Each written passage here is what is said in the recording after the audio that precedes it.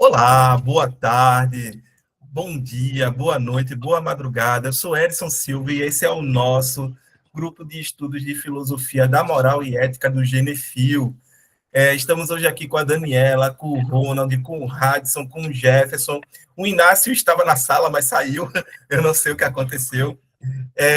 E a gente estava conversando um pouquinho aqui antes, em off, né, sobre livros introdutórios aos autores, né, aos pensadores, como aquela coleção Para Compreender, lá da editora Vozes.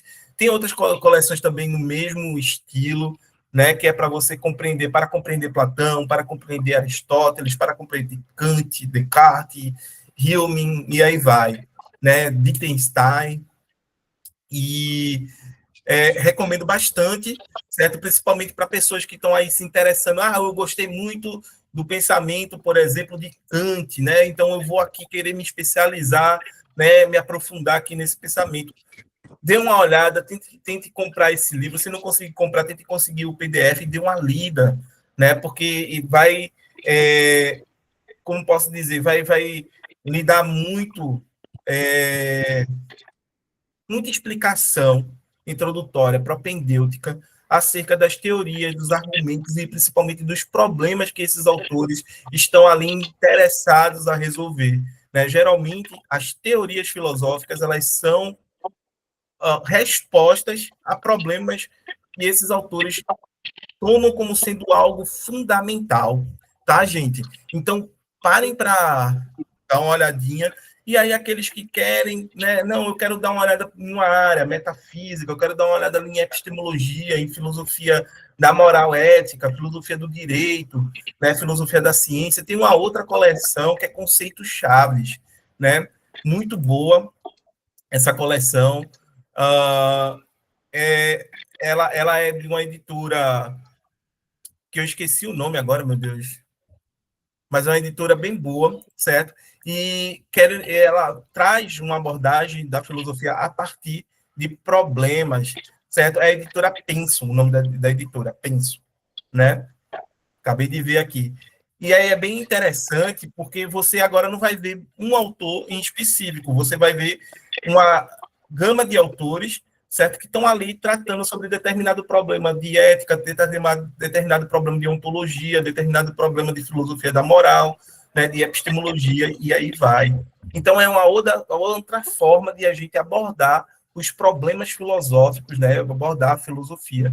Você pode abordar a partir de um autor, você pode abordar a partir de problemas e ainda tem uma terceira via, que é você abordar a partir da história da filosofia, né? Você pegar a história da filosofia e tentar reconstruí-la, né, através aí ou de cada autor, né, passando pela época, né, depois de Platão, vem Aristóteles, depois de Aristóteles, né, vem as escolas helênicas ali, né, o helenismo, né, com o estoicismo, o ceticismo, uh, estoicos, céticos, neoplatônicos, cínicos, e está faltando um.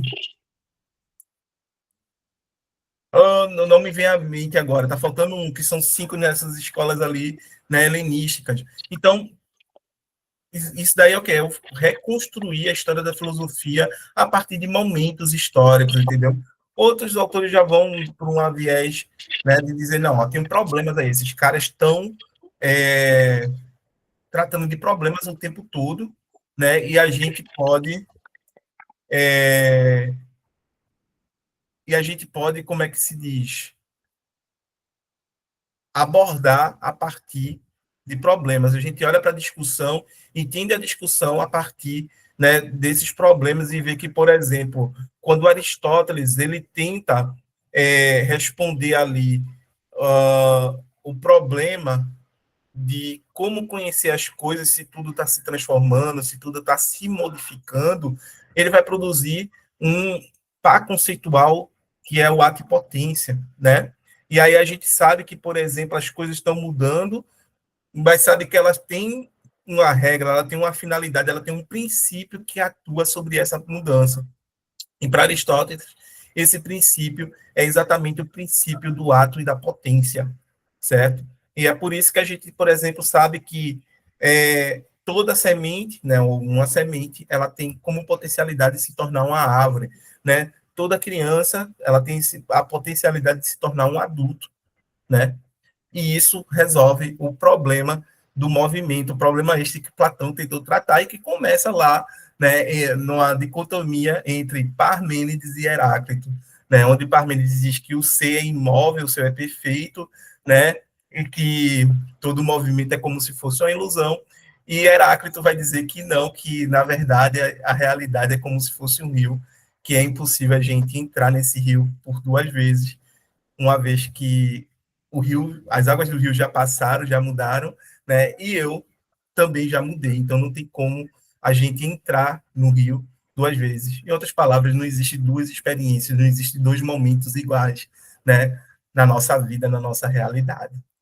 Enfim, isso é só um resumo para a gente ter uma noção, né, de como é possível a gente abordar, né, a filosofia ocidental das múltiplas formas aí, né, desde de Platão, Aristóteles, etc., até chegarmos no Kant e passarmos do Kant para chegar nos nossos dias, tá?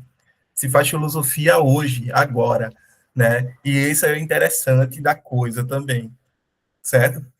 No mais, falando aqui do Kant, voltando aqui para o Kant, a gente começou a ler, né, demos início à nossa leitura do prefácio da Crítica da Razão Prática, e já vimos alguns conceitos, já vimos como Kant já coloca aqui as coisas, né, já vimos que ele vai tomar, né, algumas ideias que não podem ser conhecidas porque estão para além dos limites da razão, né, como a gente viu na crítica da razão pura, a ideia de Deus, a ideia de imortalidade da alma e a ideia de liberdade não podem ser conhecidas pela razão e nem demonstradas, né? E se não pode ser conhecida nem demonstrada, a gente não poderia, obviamente, utilizá-las como fundamento. Mas só que o que Kant faz aqui?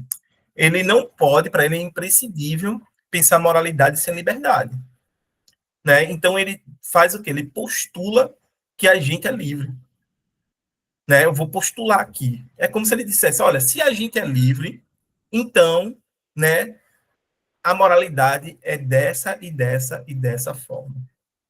É basicamente isso, né?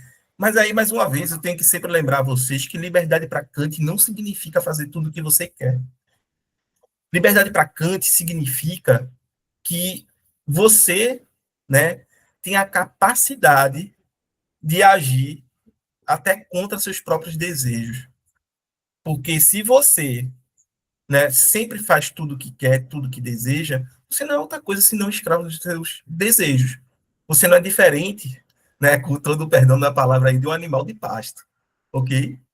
E, da mesma forma, liberdade significa a capacidade de se autodeterminar, de legislar para si mesmo quais vão ser as leis, quais vão ser as regras, né, que vão reger, orientar o seu comportamento no interior das relações sociais.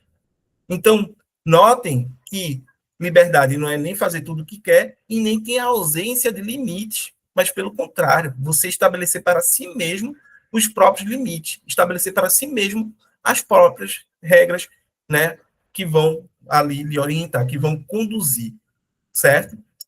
E aí, dentro desse contexto, foi que a gente já viu aqui algumas coisas, como Kant colocar de novo a questão de Deus e da imortalidade da alma, para poder garantir, né, que a gente busque a felicidade, ou seja, digno da felicidade, né, através da moralidade, e que, mesmo que a gente não seja feliz nessa vida, a gente seria feliz na outra, porque cumpriu com o nosso dever, né?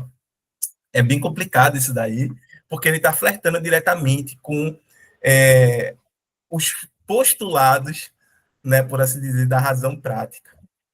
E isso, obviamente, vai trazer, né, mais alguns problemas para a filosofia kantiana, porque ele vai ter que postular a ideia de Deus e a ideia de imortalidade da alma aqui, né?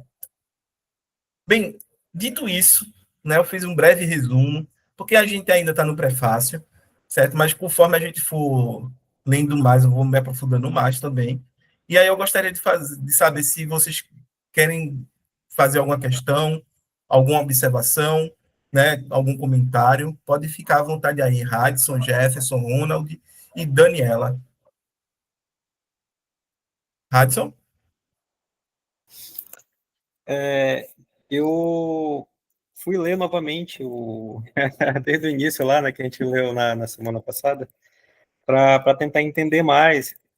E eu me dei conta que ele diz isso no primeiro parágrafo, né, só que na hora lá eu não peguei. Ele diz assim: o tratado deve apenas expor que existe uma razão prática pura.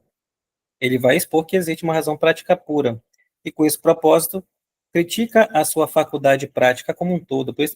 Daí dá para tirar. Por isso que o título da obra é Crítica da Razão Prática, né? E eu não sabia que existia essa razão prática pura. Essa razão prática eu sabia, mas eu não sabia que existia essa razão prática pura, né? Agora, qual a diferença das duas? Eu estava pesquisando, por exemplo, a razão prática pura, ela é baseada em princípios morais universais, né? Que não dependem da experiência ou de objetos particulares, é a fonte da lei moral, né? Já a razão prática, ela é baseada na experiência, na prudência ou no cálculo de meios para um fim, né? Digamos assim. Então tem essa diferença que eu não havia percebido. Eu achei interessante. Quando eu fui ler, para falar a verdade, eu não saí do primeiro parágrafo, porque tinha tanto do conceito. Irmão, Kant é difícil, mas se você entender os conceitos, acho que o raciocínio começa a fluir, assim. É bem curioso, bem interessante. É por aí, é por aí. Né? É porque foi o que eu estava também falando para a Daniela e para o Ronaldinho um pouco antes. Né? Você dominou o vocabulário que o pensador, a pensadora traz consigo. Você vai entender a teoria, os argumentos. Acabou. Se você pegou ali um conceito que seja um conceito fundamental, basilar para ele, você entendeu aquilo, acabou. Você vai destrinchar, por assim dizer, toda a teoria, todo, né, as ideias e argumentos que aquele pensador, aquela pensadora tenha. E o Kant não é diferente, tá? O Kant é um desses caras que, se a gente entender o que ele quer dizer com razão pura, né, a gente tem uma grande compreensão de toda a sua obra, por assim dizer, principalmente da sua fase crítica, né, que inclui a crítica da razão pura, a crítica da razão prática e a crítica da faculdade de julgar, a crítica do juízo, né?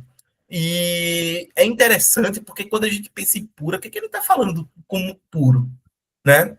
Puro para ele seria livre da sensibilidade, livre da nossa experiência sensível, né? Então, esses são conceitos, são noções que eu não vou encontrar dentro da minha experiência sensorial. Eu só vou encontrar através de uma reflexão onde eu consigo abstrair tudo isso e alcançar essas noções puras que, para o Kant, seriam condições de possibilidades para a experiência, seja essa experiência sensível, seja ela uma experiência moral. Né? Então, o que é condição de possibilidade para que haja experiência sensível? Tempo e espaço. Né? A noção de tempo e espaço é imprescindível para que eu, né, tenha uma experiência sensível.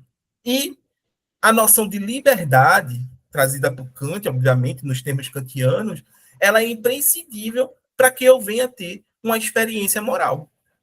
Né? Sem liberdade não existe moralidade.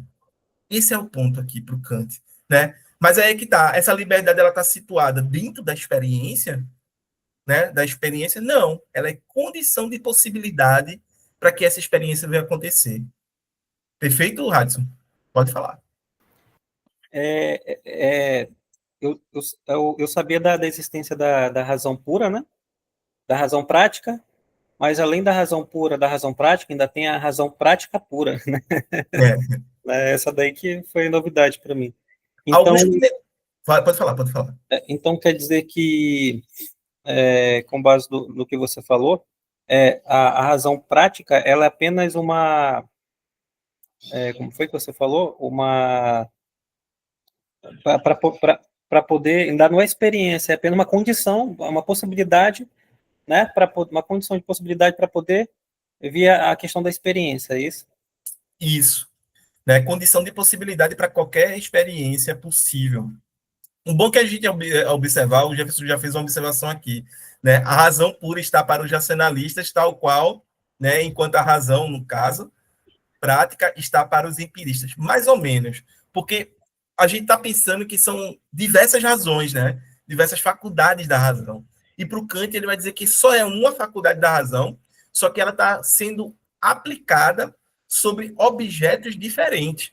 Não é a razão que muda, mas o que muda é o objeto sobre o qual essa razão está se debruçando agora, né? Ou seja, os objetos de conhecimento empírico não são os mesmos dos objetos de conhecimento, por assim dizer, matemáticos, lógicos, né? Da mesma forma que não são os mesmos objetos de conhecimento da moralidade. Entendeu? Então, o que mudou não foi a razão. O que mudou é o objeto que essa razão está tratando ali. Está tentando conhecer, está tentando compreender os princípios que atuam sobre esses objetos e que fazem com que a gente se relacione com eles, seja conhecendo, seja agindo, no caso da razão prática, né? Ou até mesmo, né, postulando ele, né, refletindo sobre esses objetos, por assim dizer, contemplando-os.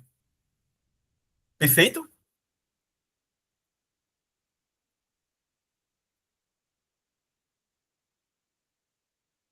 Jefferson pode ficar à vontade a falar, tá? Pode ligar o microfone quando quiser aí, levantar a mão e tudo mais. São sempre bem-vindos os teus comentários. Ronald, Não, só pegando o gancho aqui, que eu tenho um livro aqui que ele fala o título é A Improvável Unanimidade do Belo, né? Questão da beleza em Kant. Aí eu lembrei que existe uma parte racional para você ver como tudo está interligado, né, no Kant. Tem uma parte lógica da beleza.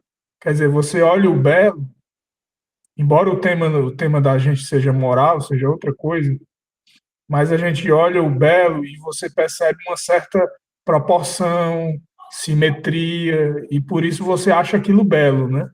Dificilmente você vai olhar algo desfigurado e vai dizer que achou belo aquilo ali. Então, assim, aqui nesse texto ele diz que é fundamental, a fundação da filosofia do Kant é a beleza. Não sei se é porque o cara é esteta, né? Aí o cara vai pender para esse lado, né? Mas eu achei interessante essa comparação, né? Que para você entender, por exemplo, uma moral perfeita, ou entre aspas, perfeita, né? Porque não existe uma perfeita, mas você começa a compreender um certo sentimento de perfeição, de proporção. eu entendo, eu entendo. É porque aí a questão já é outra, né? Lembrando que para Kant, estética é a teoria da sensibilidade, né? E aí tem muita aquela questão que é de filosofia da arte, filosofia, é, né? Como é que eu posso dizer? É filosofia da arte mesmo, que vai dizer se a beleza ela está lá no objeto, na obra de arte, ou ela está na percepção de quem observa aquela obra de arte. Né? Em outras palavras, né, a beleza está nos olhos de quem vê, ou é um dado objetivo, né, que está lá na obra de arte que a gente aprecia. É algo que a gente tem que parar para, né, para refletir. E que esses autores, cada um, né, ao seu modo, acabaram produzindo ali as suas respostas para essa questão, né? Porque dificilmente você vai imaginar um sujeito imoral como bonito. Só Rapaz, se o isso é complicado. Tu já tá chamando o cara de mau caráter e de feio, pô. Ao mesmo tempo. Ah, assim, o que eu posso dizer é que existe sim um ponto de intersecção, né, entre filosofia moral e filosofia da arte ou estética, né, onde se acaba relacionando exatamente a beleza de uma ação moral, né? Você olha para uma ação moral e diz, poxa, que ação bela, cara. né? Que coisa linda de se ver. E você não está se referindo à beleza do agente, né? Daquele que produziu essa ação. Você está se referindo à ação em si. Entendeu? Você para e diz, poxa, que belo, que lindo. Até se emociona muitas vezes, né? Quando a gente olha, por exemplo, atos heróicos, entendeu? De gente que coloca a vida em risco para proteger os outros, ou, né,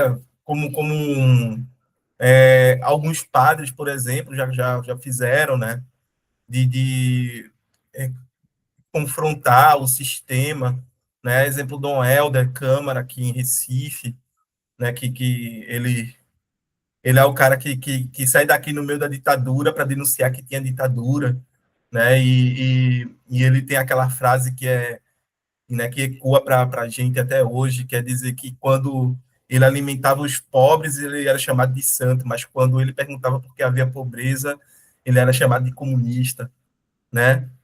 Então, isso tudo aí provoca para a gente, né, esses atos de coragem, esses atos de questionar o sistema, de ir contra, né, as coisas ruins que acabam afetando as pessoas, a gente acaba achando uma beleza nessas ações, nesses atos, e tornando esses atos referência para a gente, né, para como a gente deve ser, para como a gente deve agir, para qual postura a gente deve assumir diante de determinadas questões e situações das nossas vidas, né? Então é algo muito assim que relaciona filosofia moral e filosofia da arte, filosofia estética, por assim dizer. É um ponto de intersecção. A beleza da ação moral, né? O Wittgenstein fala disso, o Aristóteles fala disso, o Kant também em outros textos, né? Em outras passagens, fala disso também. Perfeito?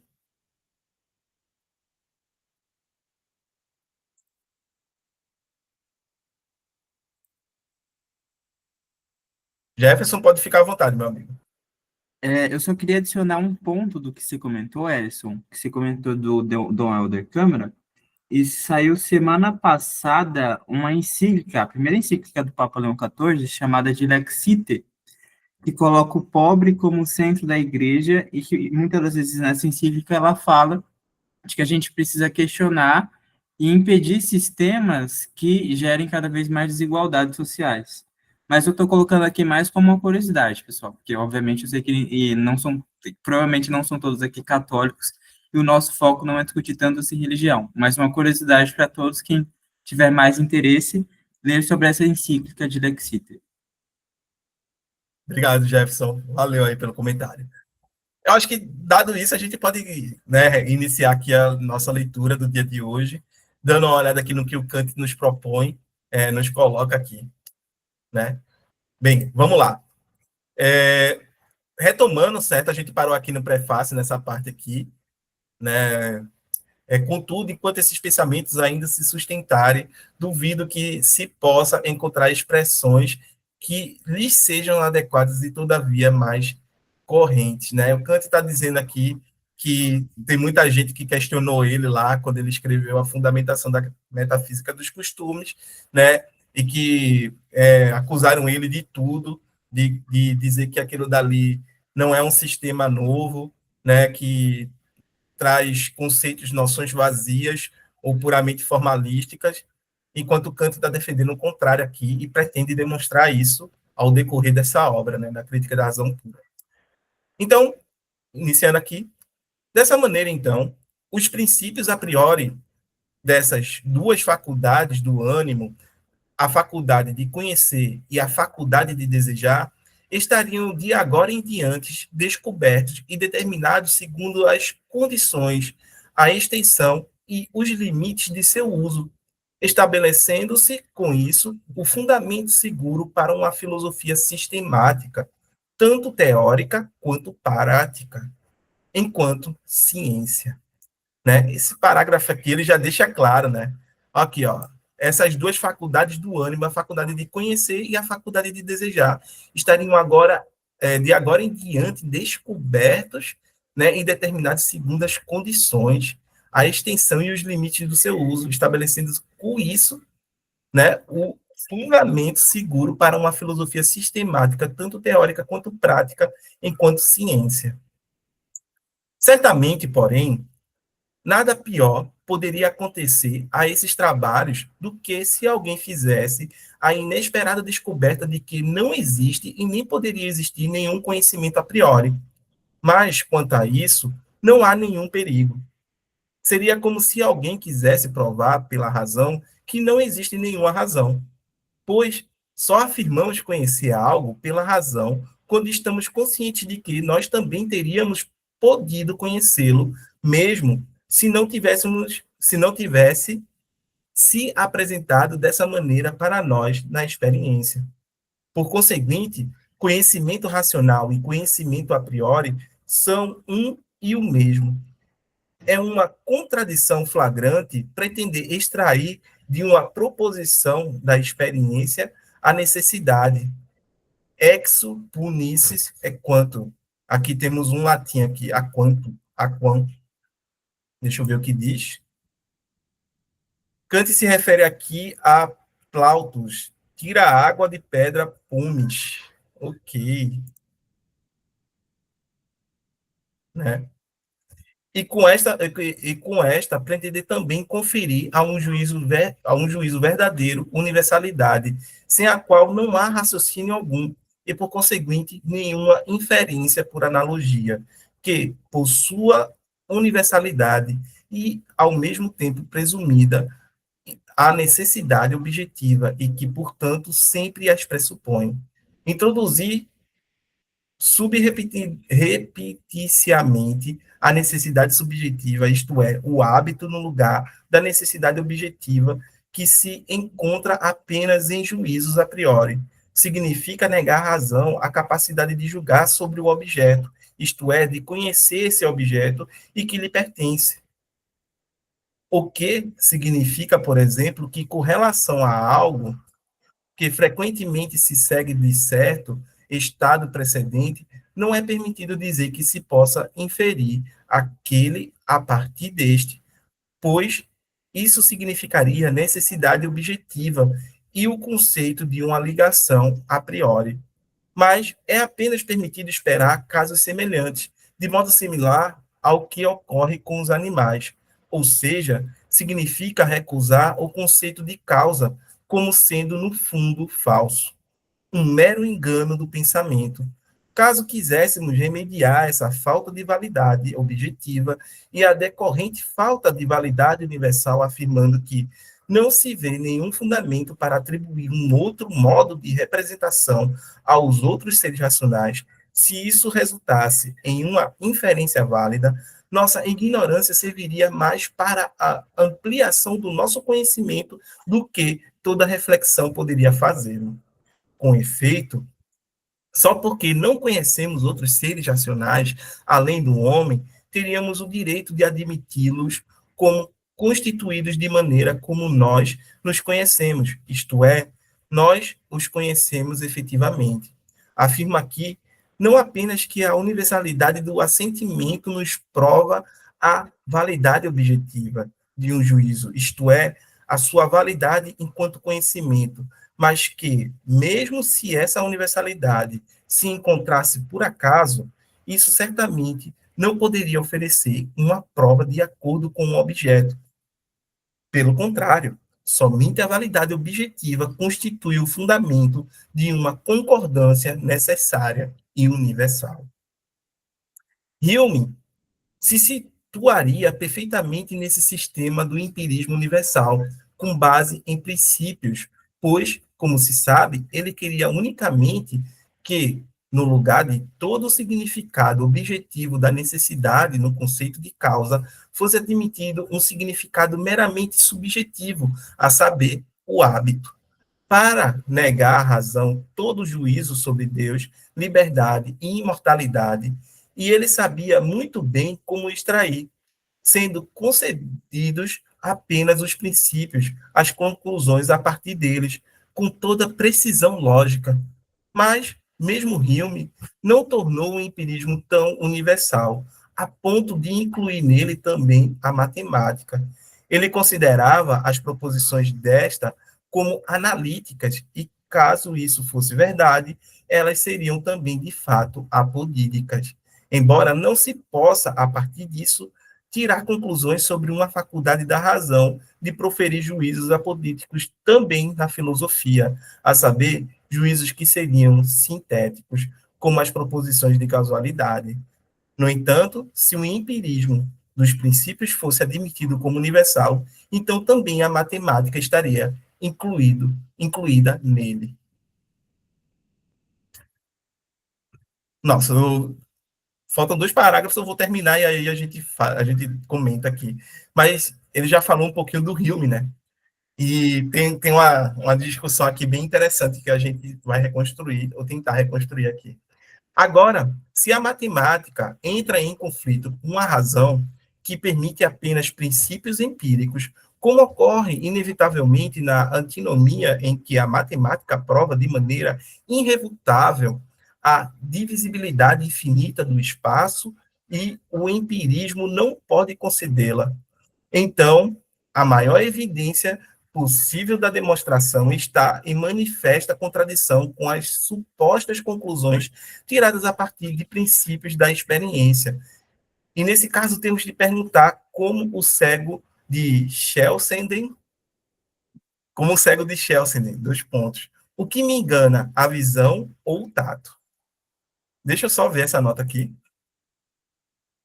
Segundo Nathrop, Kant se refere ao anatomismo inglês, anatomista, desculpa, inglês, William Shakespeare, o autor do livro Anatomia do Corpo Humano, eu acho, Birdie, né, na Carta sobre os Cegos. Chelsea também é mencionado por Diderot, né, que, por sua vez, faz referências às objeções de Codillac, as experiências do anatomistas, relatadas também por Voltaire. Sobre isso, né, aí tem aqui cartas sobre os cegos para o uso dos que veem, né, tem aqui os pensadores de Diderot, está aqui na editora Abril. Né, o que é que nos engana? A visão ou o tato? Pois o empirismo se funda em uma necessidade sentida, o racionalismo, porém, em uma necessidade discernida.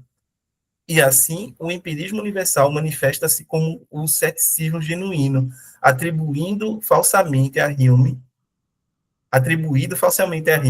em um sentido tão irrestrito, pois ele deixou, ao menos, subsistir com a matemática uma segura pedra de toque para a experiência, ao passo que o verdadeiro ceticismo não admite, para esta absolutamente nenhuma pedra de toque que pode ser encontrada unicamente em princípios a priori, embora a experiência, certamente, não se constitua a partir de meros sentimentos, mas também a partir de juízos. No entanto, como nesta época filosófica e crítica dificilmente se pode levar a sério esse empirismo, e como ele provavelmente é proposto apenas para exercitar a faculdade de julgar e lançar, por contraste, uma luz clara sobre a necessidade de princípios racionais a priori, pode-se ainda agradecer àqueles que pretendem se empenhar nesse trabalho. De resto, nada instrutivo. Eita lá, vamos lá, né? Kant voltando à treta dele aqui. Gente, primeira coisa, né?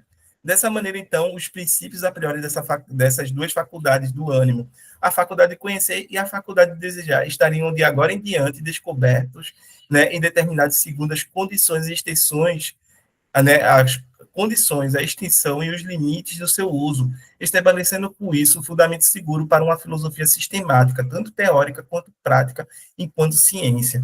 Por quê? Porque a ideia era chegar ao grau de precisão, né, o grau de rigor, precisão que uma ciência tem, entendeu? Então, a intenção tanto de Hume quanto de Kant seria mesmo transformar a moralidade em uma ciência, né, uma ciência exata, uma ciência precisa, tal qual a matemática, tal qual seria a lógica, né, e até a física de Newton. O Hume, no Tratado da Natureza Humana, vai dizer que Newton foi o cientista dos fenômenos naturais, e ele seria o cientista da moralidade, porque Newton revelou os princípios que regem os fenômenos naturais, né? E o Hume revelaria os princípios que regem os fenômenos da moralidade, os princípios da nossa, por assim dizer, psicologia, da nossa parte interna, né, da nossa cognição. No entanto, a gente tem que entender que Hume é um empirista, né? E aí vem toda a crítica do Kant ao empirismo de Hume aqui nos parágrafos que se seguem, né? Primeiramente, ele vai dizer que não é possível a gente negar, né? Não seria possível a gente negar que existe conhecimento a priori, porque o conhecimento a priori é o conhecimento racional. Isso seria como a gente negasse que a razão pode conhecer, né? E para isso a gente precisaria, obviamente, utilizar a razão para negar a própria razão, ou seja, cairia em contradição para o Kant, né? Como é que eu posso demonstrar racionalmente que a razão não pode conhecer nada? Ora, isso já é conhecer a razão, então estou caindo em contradição aqui, né? E o ponto todo com isso é dizer que se o conhecimento da razão é um conhecimento a priori, significa que eu tenho outras expressões desse conhecimento, como a matemática, né? Então, o grande problema do empirista, de todos os empiristas, diga-se de passagem, é a matemática. Ah, todo conhecimento começa na experiência, ou é derivado da experiência, certo? Aí o racionalista vai dizer, sim, e a matemática, meu amigo? Né?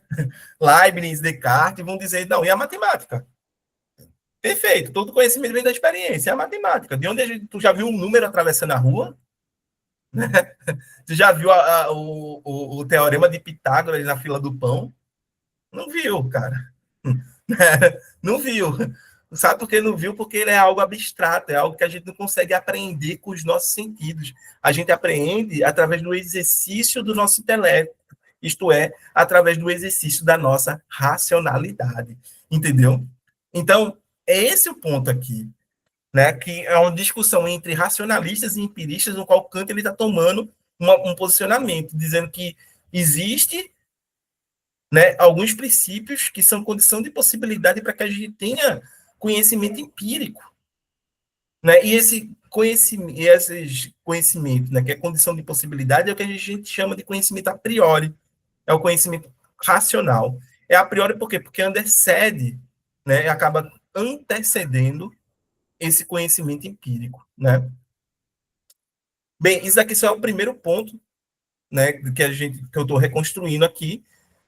E aí é quando, obviamente, ele vai falar aqui da questão de validade, da universalidade, né? Porque se é condição de possibilidade, é condição de possibilidade para todo conhecimento, para toda experiência que a gente vai ter, né? Então, logo vai ser universal e vai ser também necessário, entendeu? Nesse sentido, Kant ele está fazendo uma metafísica daquelas da pesada. E aí é quando ele vai confrontar Hume, né? Ele coloca aqui, né? Hume se situaria perfeitamente nesse sistema do empirismo universal, com base em princípios, pois, como se sabe, ele queria unicamente que, no lugar de todo o significado objetivo da necessidade no conceito de causa, fosse admitido um significado meramente subjetivo, a saber, o hábito, para negar à razão todo juízo sobre Deus, liberdade e imortalidade. E ele sabia muito bem como extrair, né, sendo concedidos apenas os princípios, as conclusões a partir deles, com toda a precisão lógica. É porque Hume, ele faz uma crítica voraz sobre a, a potencialidade que a razão tem de conhecer as coisas. E mais do que isso, sobre como a razão ela poderia justificar, certo, algumas noções que são imprescindíveis para o nosso conhecimento. Aí você pergunta, Erison, como assim? Ora, a gente conhece tudo através de uma relação de causa e efeito, certo?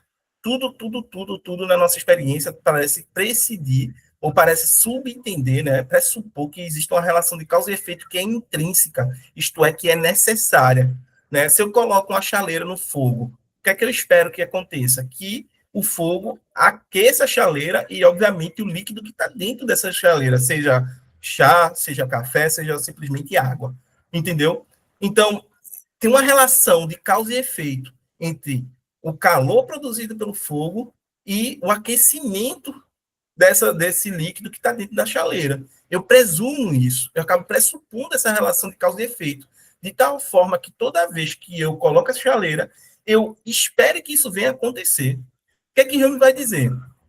Hume vai dizer que tudo que a gente tem na nossa mente são impressões, né? Ou melhor, são percepções de ideias e de impressões.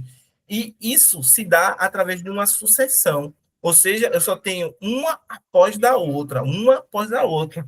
Necessariamente não existe uma conexão causal necessária entre uma sucessão, né, entre uma percepção, seja ela de ideia e de impressão, ou de impressão, certo? Ligando elas de maneira causal e necessária. Não existe isso, né? Hume, ele vai ser o cara que vai dizer, olha, a razão não pode provar que existe essa conexão causal necessária, né? E ele vai mostrar isso, entendeu? Então, ele vai dizer que, na verdade, né, a gente está habituado a ver as coisas acontecerem dessa forma e que não existe nenhuma garantia que no próximo momento, no próximo segundo, as coisas vão se repetir tal qual elas foram no passado. Né? A gente não tem garantia nenhuma, em outras palavras, que a próxima vez que eu chegar ali na minha cozinha, colocar a chaleira, né, no fogo, eu não tenho nenhuma garantia que o fogo vai aquecer a água, o chá, né, o café, e que isso daí é uma conexão necessária. Qual é o ponto aqui? Hume está desconfiando necessariamente dessa condição. E ele vai dizer que isso não é um produto da nossa razão. Esse conhecimento, essa crença, é um produto do que a gente chama de hábito. É um produto do que a gente chama, poderia chamar em outra tradução também de costume. Certo? Não no costume no sentido moral, mas que a gente está habituado a ver as coisas se sucederem dessa forma. Né? A gente espera que o sol nasça todos os dias. Mas se por acaso as leis que regem o universo mudarem e o sol não nascer amanhã? Em outras palavras, eu tenho uma crença, certo? Uma crença irracional, entendeu? De que as leis, os princípios que regem a realidade vão ser exatamente os mesmos sempre, que serão inalterados, e que o futuro vai repetir o passado. Em outras palavras, ele está sendo cético pra caramba. Ele vai chegar ao ponto de dizer que nada me garante que o sol nasça amanhã. Eu não tenho garantia nenhuma disso, certo? Eu acredito porque eu vi o sol nascer todos os dias até hoje, certo? E aí eu, por hábito, por mero hábito, por estar habituado a ver o sol nascer todos os dias, né? Eu acredito que o sol nascerá amanhã. Da mesma forma, né? Nada me garante que a próxima vez que eu colocar a chaleira no fogo, ela irá aquecer. Entendeu? Nada do ponto de vista racional. Ok? Mas por estar habituado e por isso ter acontecido todos os dias até hoje, eu acredito que se eu colocar amanhã essa chaleira, isso voltará a acontecer. Vocês entendem, gente? Ele acaba implodindo a conexão necessária entre causa e efeito. Ele vai dizer que isso não é um produto da razão, mas é um produto do nosso hábito. Mais do que isso, isso seria um produto da nossa imaginação. É nossa imaginação que vai produzir essa conexão, e não a gente. Em outras palavras, boa parte do nosso conhecimento não é um conhecimento racional, mas sim um conhecimento que vem da nossa imaginação. Tá? Mas eu vou me aprofundar mais sobre isso. Roland, pode falar. Nesse sentido aí, eu acho que tem alguns autores, né, que eles tentam desvirtuar essa questão que tu falou da relação entre causa e consequência com a noção de acaso, né? Não, aconteceu por acaso. Aí eles usam aquele argumento dos contrafactuais, não sei se tu conhece, que você tem os factuais e os contrafactuais, quer dizer, o que aconteceu, tipo autores como Bergson, por exemplo, né? O que aconteceu no passado não necessariamente repetirá no futuro, mas pode acontecer de algo que aconteceu no passado voltar a acontecer no futuro. Então, essa noção de previsibilidade, né, é que a gente pode falar, né, é o caso. A gente, até o Wittgenstein usava muito essa expressão, é o caso que. Mas no caso do acaso, que eu tendo a achar que o acaso, na verdade, é só o caos. Não existe acaso, né? O que existe é o caos, é a desordem, né? E eu acho até que não estou fugindo um pouco do assunto, mas o que o Hume, eu acho que o Hume tenta fazer é dizer assim, já que eu não consigo determinar essa estrutura caótica, esse caos, eu prefiro achar que é possível que amanhã o sol não nasça. Porque se ele determinasse o que é o caos, ele entenderia a estrutura realmente do universo, né? Porque a estrutura do universo ela está no caos. A estrutura mais antiga que tem, inclusive, já foi até um autor chamado Quentin Meillassoux, francês, ele disse o seguinte: o caos ele é ancestral, ele é um dos nossos ancestrais. Daí a dificuldade tão grande de entender como é que pode acontecer uma coisa aqui, acontece uma coisa ali e vai acontecendo, acontecendo. Você não tem um fio da meada, né? Você não tem assim, você pode traçar assim um percurso, vamos dizer assim. Por isso que ele é imprevisível, né? E é improvável também, não tem como você provar. A estrutura do caos é essa. Então eu acho que essa ideia do acaso, só fazendo um adendo, né? Que a ideia do acaso, que nem é o que é o caso e nem é o caos, né? É algo que está entre os dois. Ela, para mim, é absurda. Ela não existe. Mas tem autores assim que defendem muito, né? Essa ideia. Não sei se ficou alguma coisa a ver com a discussão. Mais ou menos por aí. O Jefferson aqui no chat, Jefferson já disse que você pode falar. Filme são os hábitos e não conhecimento racional, ciência da natureza e suas tecnologias.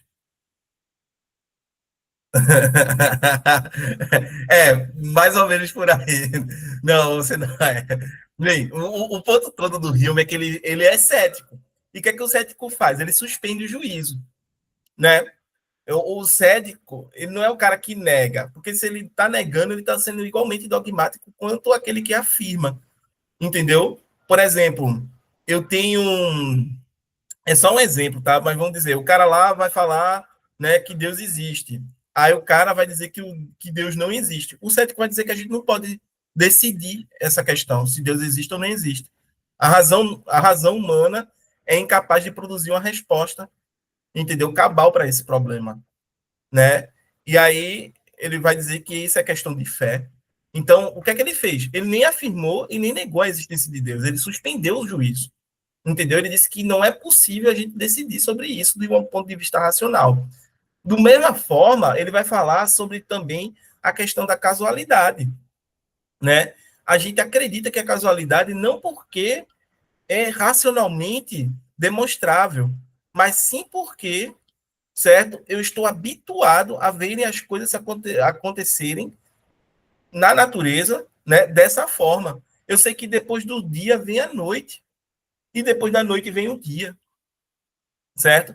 Eu sei que na natureza é tudo que é vivo acaba morrendo, porque é uma condição da vida morrer, certo? Eu sei que na natureza há, né, por assim dizer, relações acontecendo de causa e efeito, entre aspas. Esse é o ponto, né? O que Hume vai dizer que a gente, na verdade, a gente só tem uma sucessão de acontecimentos e que necessariamente, certo?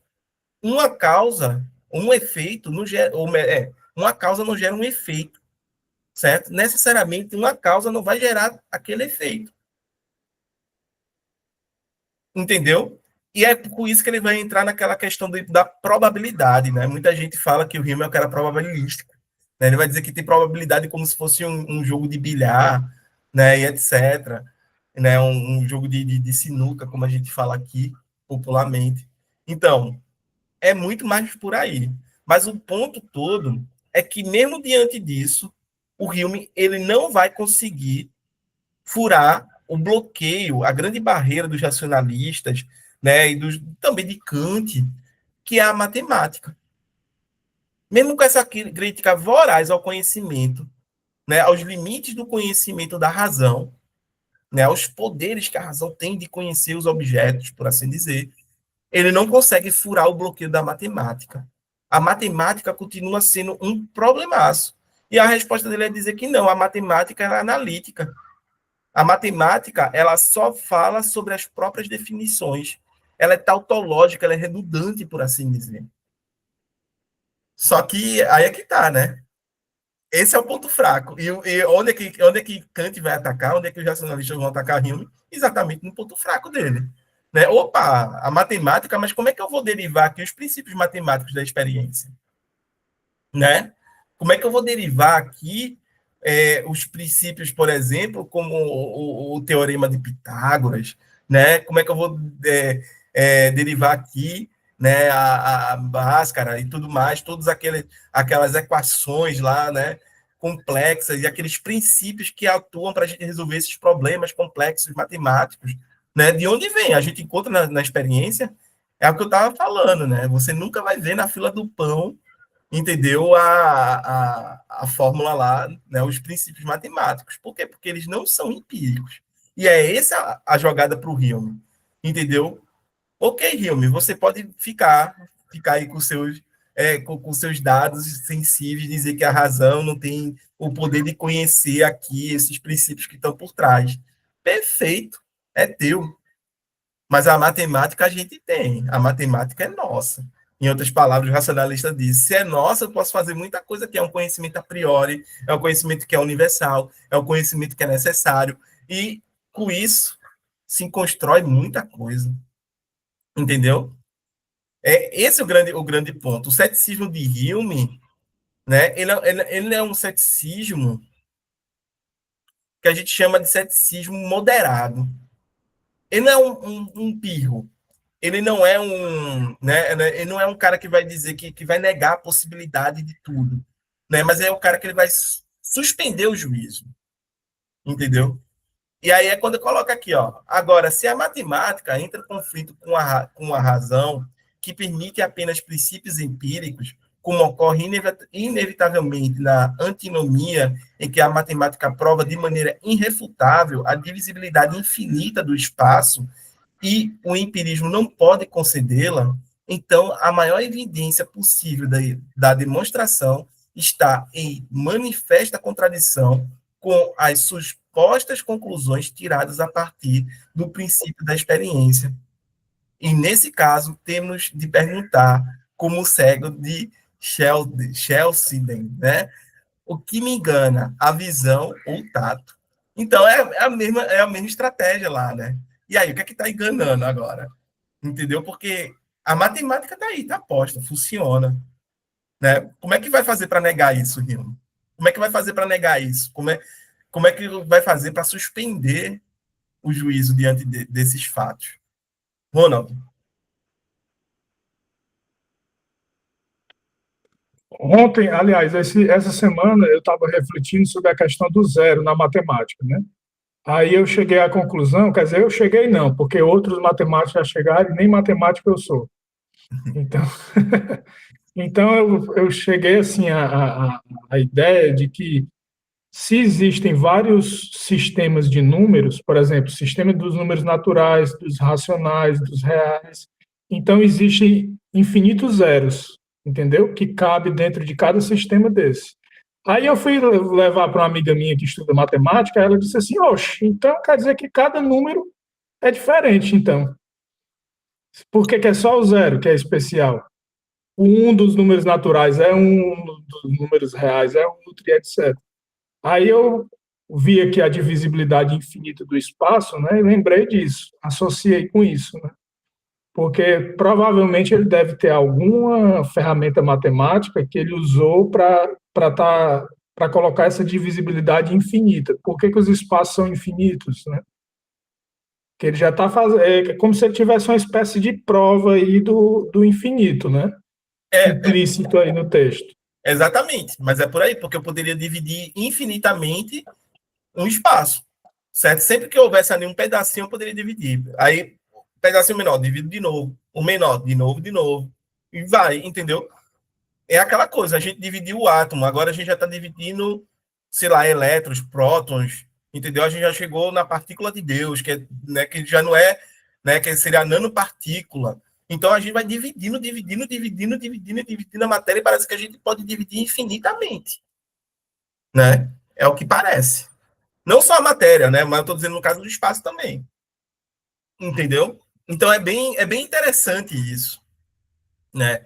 É bem interessante esse debate do ponto de vista filosófico, né? Porque eu não sei demonstrar, também não sou matemático, eu não sei demonstrar, certo? Essa divisibilidade por via de cálculos, entendeu? Se você pedir, me der um pincel e dizer, ó, demonstra aí, Erison, no quadro, eu não vou conseguir fazer, não, certo? Mas eu consigo conceber o raciocínio. O raciocínio eu consigo conceber, entendeu? Que eu acho que é o que viabiliza muito aqui. E aí, Radisson? Mas não chega uma hora que acaba, não? Você vai dividindo infinitamente. Pensa, vai ter um momento que a gente não consegue dividir mais? Pois é. Vai ter um momento, se tiver esse momento, ótimo. E se não tiver, então quer dizer que a gente não para de dividir, é infinito. É. Entendeu? Mas será que existe vários zeros mesmo? Ou é apenas um zero? Por exemplo, digamos que o Erison é os números naturais, o Ronald, os números inteiros, eu sou os reais, ou seja lá qual o outro tipo de número que existe aí no meio, que eu não me lembro mais. Aí aí o Ronald diz assim, o Erison diz assim, olha, eu trabalho com o número zero, né, com o número 1, número 2, número 3, número 4, e assim vai embora. Aí o Ronald diz assim, olha, eu trabalho com o número, ele está defendendo, ele trabalha com os números inteiros, né? Aquele Z lá é de inteiro, né? Que trabalha com números negativos também, trabalha com menos 3, menos 2, menos 1. Aí ele percebe, opa, ô Erison, manda o zero para cá, porque eu trabalho com esse zero aí também, viu? Eu trabalho com esse zero aí, ou seja, é o mesmo zero que ele está utilizando também, que o Erison utiliza, ele utiliza também. Trabalho com zero. Entendi. É bom argumento aí, bom argumento. Né? Aí eu vou Verdade. dizer, opa, eu não sei nem quais os números reais, quais são os números reais de trabalho, mas só que eu sei que dentro dos números o zero também tá. Opa, Ronald e Erison, eu também trabalho com zero aí, e aí como é que fica? São vários zeros ou é o mesmo zero que você utiliza? Acho que é o mesmo zero. Faz bagunçou tudo agora. Tava tão bom para mim. Não era tão fácil, tá vendo, Ronald? É. Mas assim, é só para a gente ter noção de que a matemática é o grande escudo para os metafísicos clássicos, né? Dizer que, mas não existe essa coisa de conhecimento universal, né, necessário, imutável, vocês estão delirando aí. Aí os caras vão e jogam na mesa logo a matemática. Pá, mete a matemática assim. E aí, agora, o que é que vocês vão fazer? Vai me dizer que né, os mesmos princípios matemáticos que são válidos hoje não eram válidos para os caras lá na Grécia ou no Egito, né? Vai me dizer que não eram? Óbvio que eram. Entendeu? Então é punk. E aí é que tá, velho. Os caras eles falam direto na matemática. A gente não criou as fórmulas, a gente descobriu as fórmulas.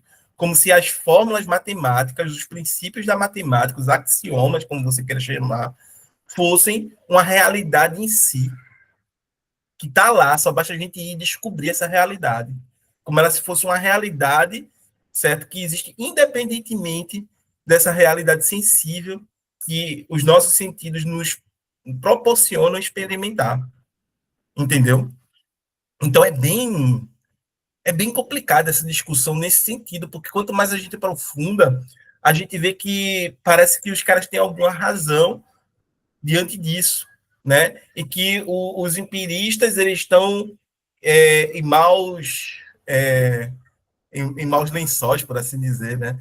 Mas tem aquela coisa, vai ter gente dizendo que a matemática mudou, né? Quando a gente chega ali em George Boole, a gente vai ver que existe uma geometria que não é mais euclidiana, mas é uma geometria booleana, né? Onde os triângulos eles vão ter aquela curvatura, né? Elas vão ser curvadas. eles vão ser curvados. E aí, por serem curvados, né, o triângulo já não vai ter mais a mesma definição que tem desde lá de Euclides, entendeu?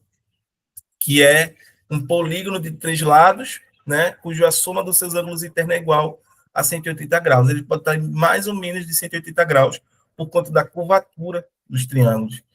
E aí isso daí também, né, dizem que vai influenciar o Einstein a pensar o espaço não como linear, mas como curvado também, certo? Vai ter uma série de implicações até chegar, por exemplo, na arquitetura, né?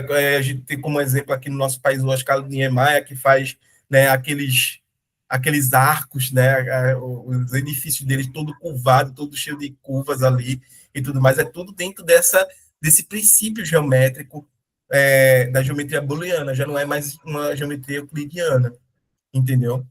Então isso é bem interessante que a gente pare para refletir mesmo, né? O que é que esses caras fizeram aí? Será que essa nova geometria é uma descoberta de uma realidade que já existia, tá lá, e a gente que não se deu conta dela, ou foi uma criação humana, né? Porque ela aparece dentro da história da humanidade, entendeu? Existia uma época que a gente não pensava dessa forma, que a arquitetura não tinha esses princípios, entendeu? Que a física não tinha, né? Não foi contagiada por esses princípios também, e que se pensava de outra forma, entendeu? Então é uma discussão gigante aí, tá, gente? Gigante e muito rica, muito profícua, certo?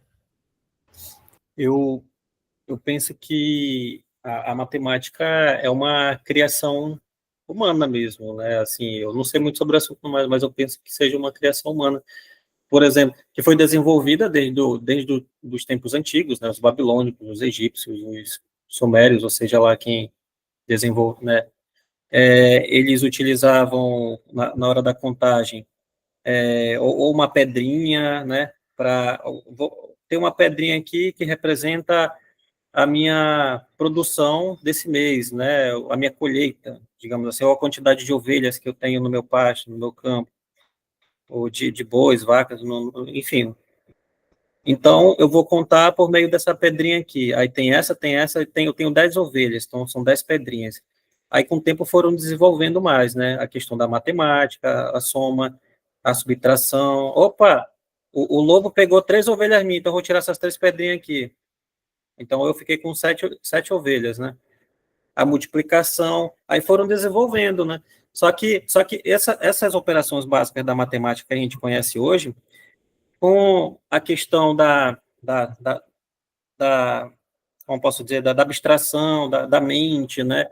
A gente começou a usar essas aplicações básicas da matemática para, ao enxergar como eu posso dizer, uma pirâmide do Egito, um formato de pirâmide, ou um círculo, ou um quadrado. Então, eu vou procurar essas operações básicas e vou medir, né, um quadrado para ver se elas têm lados iguais. Opa, parece que o quadrado tem lados iguais, né? Eu sei que a matemática tem muita coisa que a gente é convencionado, né? Num ponto passa infinitas retas, né? Agora, como é que eu vou colocar isso em prática, né? Dizer que vou mostrar que de fato por um ponto passa infinitas retas, né? Eu posso pegar um pincel e tentar demonstrar, né? Mas assim é complicado. Mas eu vejo assim que com o tempo a gente foi aprimorando, né? A gente foi aplicando os conhecimentos básicos da matemática nas formas geométricas, isso foi levando a outras coisas, foi levando a outras coisas e, e tá do jeito que a gente conhece hoje, né? Então, eu acredito que a matemática, o básico, assim, ela foi aprimorada, mas só que muitas coisas que a gente conhece hoje, acho que só mudou a maneira como a gente realoca, né, as informações da matemática, assim, né, então é claro que tem muito mais coisas que, né, futuramente as pessoas vão descobrir, né, mas eu acho que o básico da matemática sempre vai estar lá, né, aquela coisa, entende? Pensa assim, vai se desenvolvendo com o tempo, né, mas não deixa de ser uma criação humana, assim. Nossa, é bem interessante, e eu achei mais interessante ainda que você, Radisson, acabou de dar uma explicação empírica para a origem da matemática, né? eu coloco pedrinhas e daqui a pouco eu começo a fazer abstrações, né? Eu tenho ali uma relação da pedrinha com o meu rebanho de ovelha, de sei lá, qualquer coisa lá que eu tenha criando, né? E aí, em algum momento, eu começo a abstrair. Eu já não preciso mais utilizar pedrinhas, porque eu sei abstratamente o número, né? Eu sei a quantidade ali né, do meu rebanho que existe, né, para o controle ali. É interessante isso. Só que aí é que tá, né? Isso aí só é uma parte de toda essa discussão que envolve a matemática. Porque, por exemplo, quando a gente vai falar de civilizações que nunca tiveram contato, né, que a gente sabe que nunca tiveram contato, que seria a civilização egípcia e as civilizações dos maias, incas e astecas aqui nas Américas, a gente vai entender que ambos construíram pirâmides a partir do mesmo princípio, né? Ali utilizando a fórmula de Pi e tudo mais, né? E eles construíram pirâmides em lugares distintos, certo? Em tempos, momentos históricos distintos, mas com a mesma solução matemática para aquele problema. E isso é algo que muitas vezes né, os defensores aí da metafísica e tudo mais, de que existem princípios a priori, universais e necessários, matemáticos, diga de passagem, vão utilizar, dizendo, olha aqui, isso aqui é a maior prova, certo? Isso aqui é a maior prova de que a gente está certo. Eles estavam em épocas distintas, nunca se comunicaram e produziram, chegaram à mesma resposta para o mesmo problema. Isso significa que existe uma realidade, né, inteligível, para além dessa realidade sensível aqui, onde existem esses objetos matemáticos e que a gente só tem acesso a esses objetos através, né, do exercício da nossa racionalidade. Então, isso daqui é algo genial para eles, né? Algo que é um argumento genial que está dado na empiria, que permite dizer que, olha aí, é universal. Povos que nunca se encontraram, que nunca trocaram informações, que tiveram o mesmo problema e chegaram à mesma solução, matematicamente falando. É complicado. Sim. Né? Deixa eu... Fale. É que eu lembrei que porque as pessoas elas viajavam muito de um lugar para o outro, assim, né? Antigamente ia por cavalo ou camelo, ou o jeito que desse eles iam, né? Ou a pé mesmo, passava dias viajando de Israel para o Egito, do Egito para, sei lá, para a Síria ou para qualquer outro lugar. Então, muitas vezes, por exemplo, eu estava assistindo uma série, né? O evangélico, assim, né? Aquele personagem bíblico Moisés, né? Ele saiu lá do Egito, aí ele foi para uma outra região, aí ele viu um senhor lá, isso na série, né? Fazendo uns cálculos lá, né? Ele era pastor de ovelhas. Aí ele falou bem assim: por que o senhor não utiliza o método da multiplicação, né? Aí, multiplicação, Moisés, como assim? Eu não conheço essa daí, não, eu só conheço a adição e a subtração. Aí, ou seja, ele já chegou acrescentando ali um outro método de fazer as coisas que era conhecido lá no Egito, né? Então, como viajavam muito, então tinha essa maneira de trocar ideias, trocar experiências, né? O próprio Platão, ele saía da Grécia e ia buscar conhecimento no Egito, né? No Egito. Então, essas viagens que eles faziam era justamente para os estudiosos, né? Eu digo assim, a maioria das vezes era para obter conhecimento, trocar ideias e conhecer novas culturas. Né? Sim. Sim. O problema todo é que essas civilizações não chegaram a se encontrar, né? Porque estavam separadas pelos oceanos ali. Então, foi bem complicado essa... Para se explicar, certo? E aí, como é que eles, né? Como é que os egípcios e os maias, incas e astecas, eles tiveram contato? Como é que foi isso? Né? Como é que eles chegaram a se contactar, se encontrar? Então, esse é o grande ponto. O ponto é que a galera diz que eles não se encontraram, né? E que não houve esse intercâmbio cultural, esse intercâmbio de troca de conhecimentos, etc. Né? Mas isso daí que você falou, de fato, acontecia, né? E acontece até nos nossos dias, hoje, de forma globalizada, entendeu? Que é a questão da gente ir para outro lugar estudar, entendeu? Adquirir conhecimento ali, depois, né, regressar ou não regressar, e aí vai, certo? E o Platão, boa parte ali daquele povo, né, que vivia ali no mar Mediterrâneo, ali das civilizações, entendeu? Eles trocavam muito conhecimento, muita informação, os fenícios, os gregos, os egípcios, né? Toda aquela galera ali já onde hoje seria o Oriente Médio, né? Sempre trocaram muita informação, muito conhecimento, entendeu? O ponto todo é como esse daí chegou, né? Como chegou esse conhecimento ali no, aqui nas Américas, né? Como é que vem a chegar? A galera vai dizer não chegou, então significa que eles tiveram o mesmo problema e deram a mesma solução sem se comunicar. Esse é o ponto.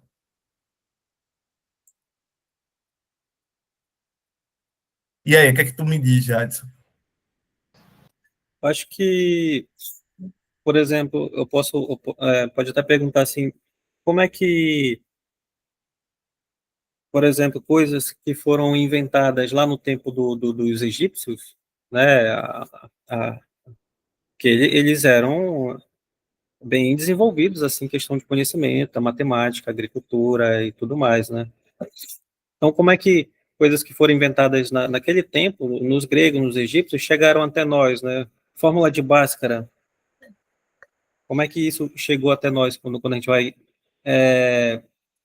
resolver uma operação da matemática, uma equação do segundo grau? Como é que a gente tomou conhecimento disso? Eu acredito que a,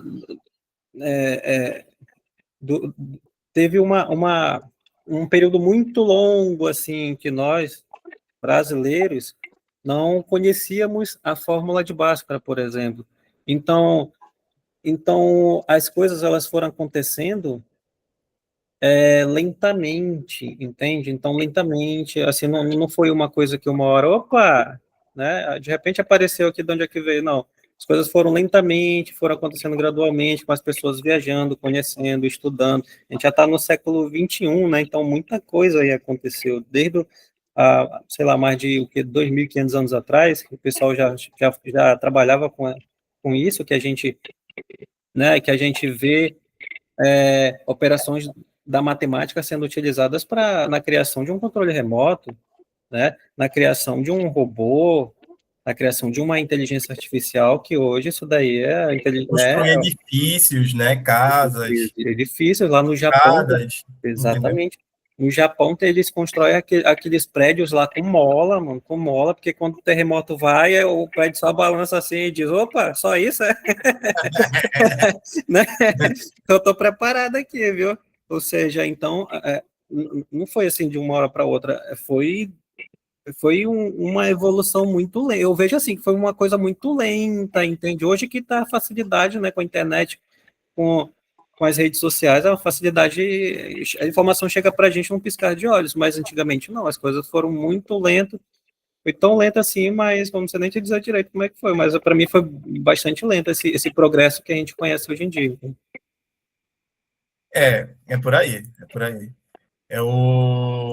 O ponto todo é quando quando tipo entende que existe um intercâmbio, existe uma, como posso dizer, uma troca de conhecimento entre esses povos, entre essas nações.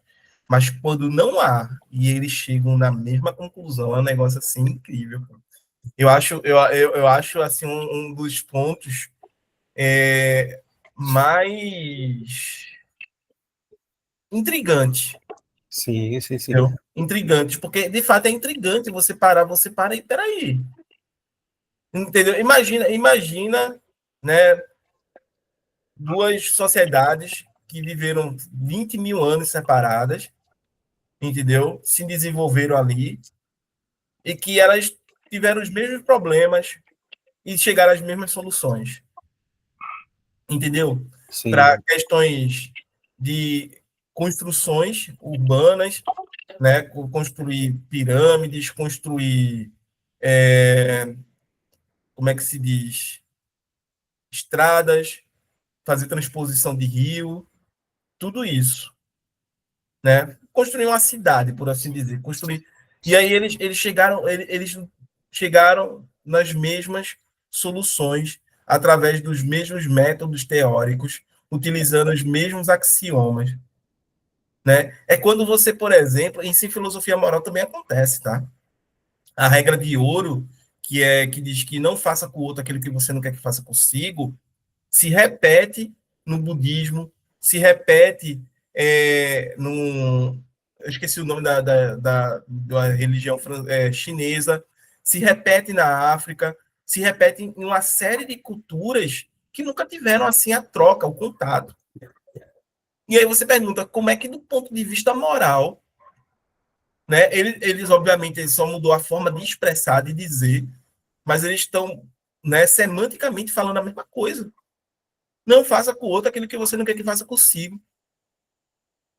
Entendeu? Então, quando você para isso, peraí, pô, parece que tem alguma coisa que a gente, todo mundo acessa, só basta ser racional. Ó. Para aí, vamos ser racional. Aí vai chegar lá na solução. Pronto. Entendeu? Por quê? Porque ela não está dada no sensível. Ela está dada num mundo que está para além do sensível e que aí começa toda a treta da filosofia, né? Dizer que o que estrutura o sensível é algo que é inteligível, é algo que é acessado apenas pela racionalidade, é algo que a gente só tem, né, acesso na medida que a gente pare para refletir, para usar nosso intelecto. Entendeu?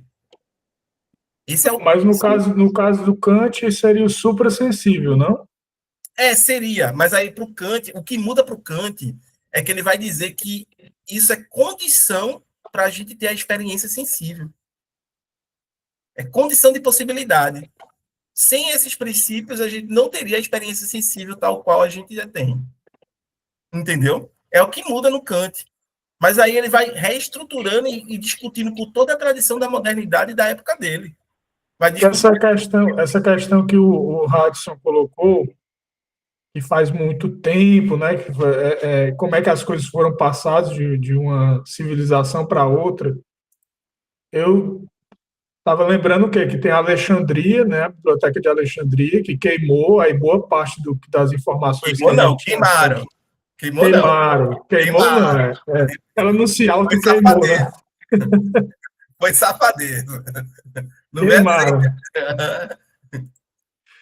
Aí, então, o que acontece? Os neoplatônicos, que é Platão, já passou a tradição dele para os neoplatônicos, aí os neoplatônicos que tinham, por exemplo, Amônio Sacas, que era, não sei se tu se liga no Amônio Sacas, que era uma espécie de mestre neoplatônico, que só um momento aqui, que ia entrar aqui em casa, eu vou ver quem é. Depois eu termino aqui o raciocínio. Tá bem.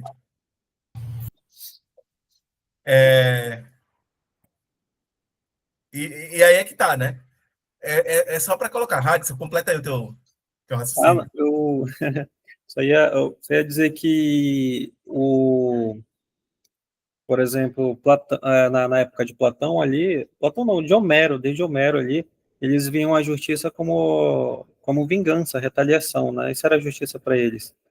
Só que bem antes já existia a famosa lei de Talião, olho por olho, dente por dente, né? Exato, na Mesopotâmia, né, velho? Exatamente. Ali nos são os sumérios que estabelecem aí o primeiro código de leis que a gente conhece, né? Que chegou até os nossos tempos. Uhum. Então, eu vejo assim que eu acho que cada cultura, cada povo, ele cria os seus gênios, né? Seja na criação, com Leonardo da Vinci ali, o cara foi pintor, foi tantas coisas, trabalhava é, com, com obras aí, e fora a pintura, né? Com escultor, foi um bocado de coisa aí. Então eu acredito que cada época ele produzia os seus gênios, né? E esses gênios, eles, eles na sua sensibilidade, na sensibilidade que eles tinham da época, né? Na visão deles, eles procuravam trazer benefícios para a sociedade, para a cultura deles, né? Então, por exemplo, se se eu tô na frente da minha casa e passa alguém e leva meu celular, ou leva... Na época não tinha celular, né? Mas leva qualquer objeto da minha casa, né? Leva a minha panela, rapaz, que eu acabei de arear ali, passei o dia todo limpando a panela e o cara passa e leva. Então, ou seja, por experiência, eles sabem que isso é algo ruim. Isso vai trazer, não vai trazer benefícios, vai ser algo ruim, não só para mim, como para minha comunidade, né? Para minha coletividade, para meus vizinhos, para a sociedade em que eu vivo. Então, isso é algo ruim, então eu tenho que estabelecer leis, eu tenho que me proteger dessas pessoas que estão trazendo males para mim e para os outros, né, para os meus vizinhos, porque se acontece comigo, pode ser que aconteça com o meu vizinho lá da frente, então eu vou conversar com ele, vou chamar os anciões da minha cidade, os mais velhos, para a gente tentar alcançar né, ou chegar numa solução para a gente se livrar dessas pessoas que estão roubando a comunidade aqui. Então, eu acho que essas próprias experiências que as pessoas vão passando, que não são muito diferentes das que a gente vive, né, pelo menos eu vejo dessa forma, né. Então, essas experiências eles vão aprendendo com a época, com o tempo, né, com os próprios erros, com os acertos, e assim eles vão formando a moralidade deles, né, vão formando as descobertas deles, né. Então, por exemplo, quando tinha guerras entre os países, entre os países, que acontecia? Ficava um amontoado de corpos lá e chamava a atenção vinha um fedor terrível, chamava a atenção de animais que ficavam comendo ali e tal. Então, o que fazer para que não chegue nessa situação, entende? Então, em viagens, a pessoa viajava de barco ali antigamente, então ficava muito tempo dentro do barco, ela acabava desenvolvendo escorbuto, se eu não me engano, acho que era essa doença que eles... Falta de Isso, vitamina C, isso. ou falta, né? Então, tinha aquela uma doença do rato lá, né, que dizimou muita gente aí, né, vários povos, eu esqueci o nome, mas enfim, então tudo isso trouxe experiências, aprendizado para a população que hoje nós conhecemos e sabemos, opa, né, no tempo tal aconteceu isso daqui que causou muitas mortes, então vamos criar vacinas, vamos criar não sei o quê, vamos tentar se proteger do jeito que der aí, né, do jeito que a gente pode. A ideia de que o conhecimento é histórico, né? E Também, acumulativo, né? A sim, ideia de que o conhecimento ele é, né? Ele vai passando de geração para geração, vai sofrendo alterações, vai se lapidando com o passar do tempo, né? E que isso daí a própria ciência, diga-se de passagem, ela é dessa forma, né? Vai uma geração passando para outra geração até chegar lá no aprimoramento desse conhecimento que, diga-se de passagem, nunca para de se aprimorar, né? Uh, É interessante isso daí, é interessante, é um dos pontos que a gente tem que colocar e que faz com que traga para a esfera da empiria, né, a produção desse conhecimento, a formulação dele, entendeu? É uma discussão grande, é uma discussão grande, porque as teses que os empiristas defendem é tão forte e tão válida quanto as teses dos racionalistas, entendeu? Eu tenho muitas inclinações empiristas, mas eu também não deixo de reconhecer que os racionalistas têm pontos fortes também, entendeu? Principalmente quando a gente começa a detectar na própria história elementos que vão dar suporte a esses posicionamentos, entendeu? Mas aí vai ter gente que vai dizer que, olha, talvez o problema não esteja nem na história em si, mas sim no modo como se está lendo e etc. a história, entendeu? As lentes que estão sendo utilizadas para compreender isso, né? Enfim, não sei se Hilme está correto, né? Mas eu espero que o sol nasça amanhã e que a gente possa continuar, né, fazendo as coisas aqui, né? Bem, isso aqui é só para a gente findar aqui essa discussão, esse debate, que a gente não se preocupe, ele vai voltar, né? Porque o Kant ele tem como pano de fundo, né, dar uma boa resposta ao Hume aqui, porque o Hume ele vai ser o cara que quando chegar na moralidade ele vai dizer, olha, temos um problema aqui, tá? temos uma série de problemas, né? E aí, o Kant é o cara que vai mais ali se degladiar com esses problemas, talvez. Ok? Jefferson, pode ficar à vontade. Hume e Kant eram contemporâneos? O Hume, ele é da primeira metade do século XVIII e o Kant é da segunda metade do século XVIII.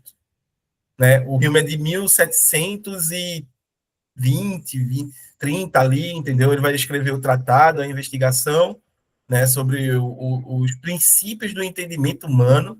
Olha o nome, né? Investigação sobre os princípios. O que é que está no princípio do entendimento humano? O Hume está perguntando isso. Né? E depois ele vai perguntar, tipo, vai fazer uma investigação sobre os princípios da moral, né?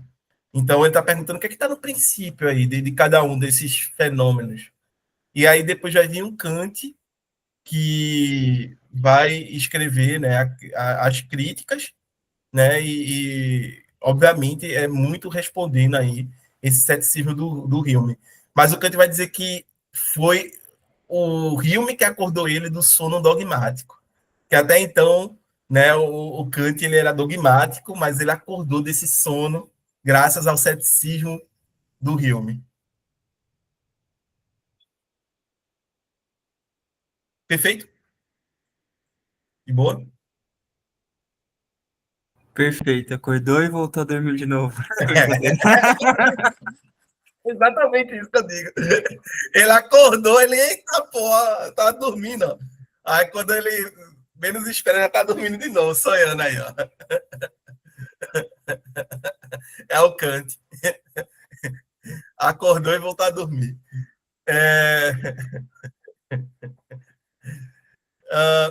Hudson, tu gostaria de ler aqui essa primeira parte aqui da introdução? Sim. Bora lá. Bora lá. O uso teórico da razão se ocupava com os objetos da mera faculdade de conhecer, e uma crítica da razão em vista desse uso só se referia propriamente à pura faculdade de conhecer, porque esta levantava a suspeita, que foi também depois confirmada, de que ela se perde facilmente para além de seus limites, em meio a objetos inacessíveis ou mesmo a conceitos conflitantes entre si. Com o uso prático da razão ocorre algo diverso. Nesse uso, a razão se ocupa com os fundamentos de determinação da vontade, que é uma faculdade ou de produzir os objetos correspondentes às representações ou de determinar a si mesma, isto é, sua causalidade, para a efetivação desses objetos, seja a capacidade física suficiente ou não. Com efeito, aqui a razão pode, pelo menos, bastar para a determinação da vontade na medida em que se trata apenas do querer, ela tem sempre realidade objetiva. Coloca-se aqui, portanto, a primeira questão. Se a razão pura por si só é suficiente para a determinação da vontade, ou se apenas enquanto empiricamente condicionada pode ser fundamento de determinação da vontade. Ora, é introduzido aqui um conceito de causalidade, justificado pela crítica da razão pura, embora não passível de apresentação empírica, a saber, o conceito de liberdade.